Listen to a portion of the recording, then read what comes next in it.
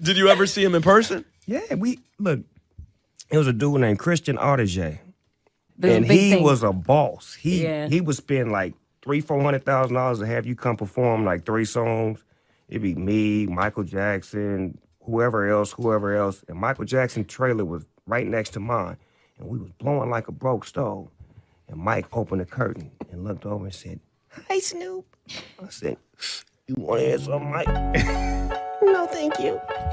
That really happened? Yes, sir. We would have movie night on Tuesday night, and you would go there, and all the stars, like I saw Steve and Edie Gourmet, Lucille Ball, and Michael would be there.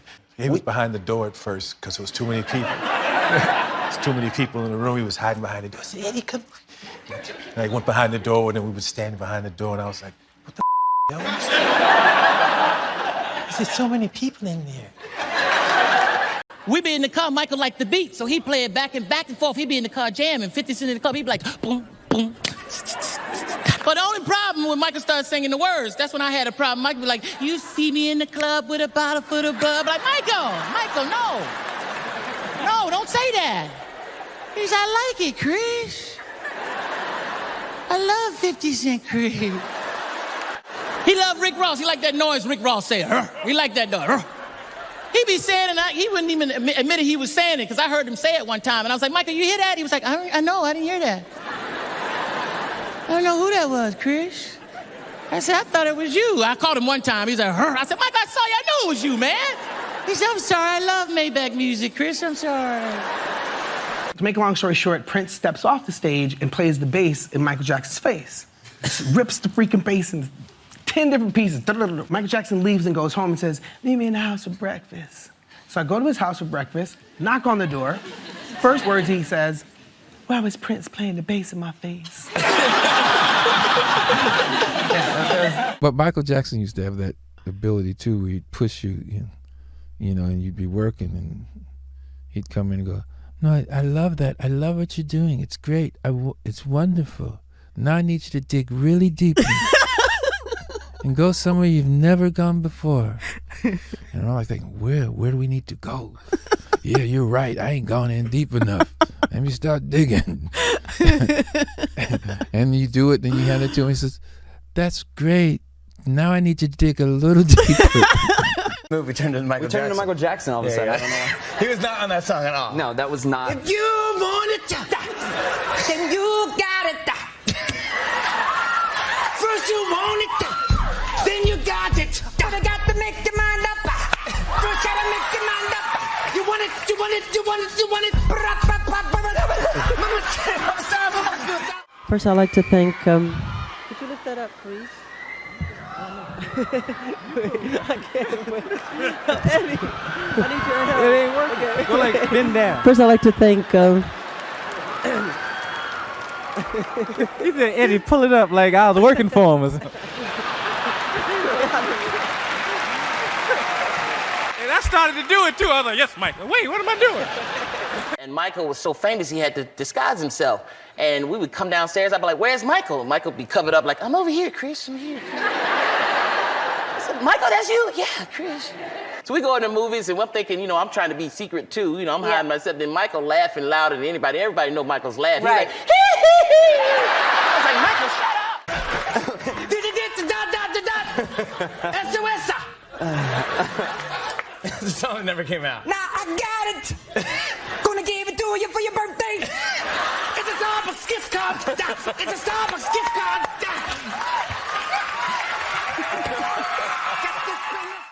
Kenny Ortega, who directed High School Musical, was friends with Michael, and he talked a lot about him. Right. And I idolized Michael since I was a little boy.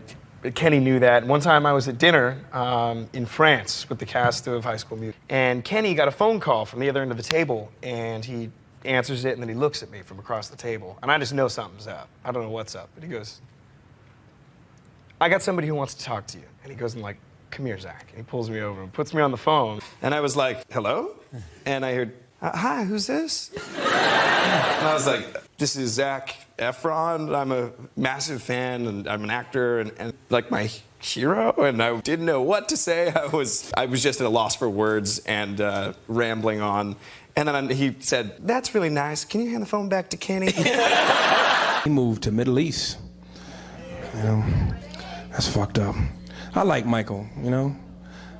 Michael say he want more kids, but he ain't into having sex, which I can believe because he seems kind of weird that way. But he got to be doing something, because you don't make the noises on the album this motherfucker make without playing with your Jimmy Jam. And as gross as it sounds to say it, seeing Michael do it would be crazy, because Mike wouldn't just do it like a normal person. He'd make it hot, like a music video. Like Mike come in his house, kick the door in.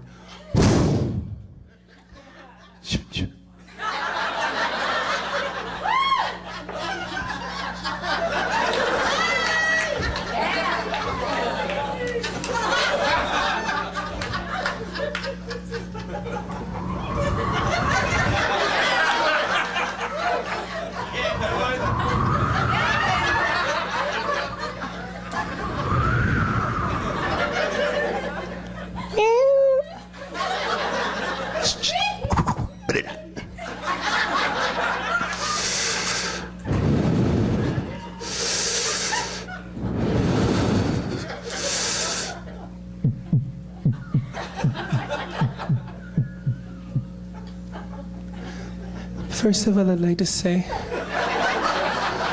to all the people in the world that over the years I have dealt with totally false allegations.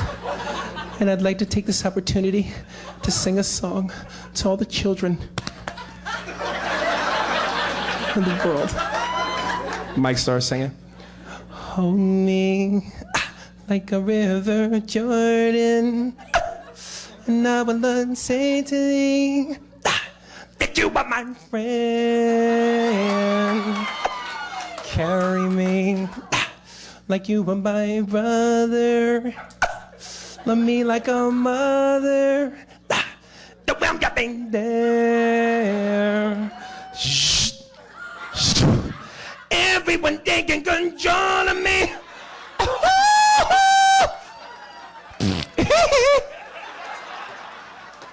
Sorry, Timmy. Fuck y'all. Y'all know he would do that. Y'all know.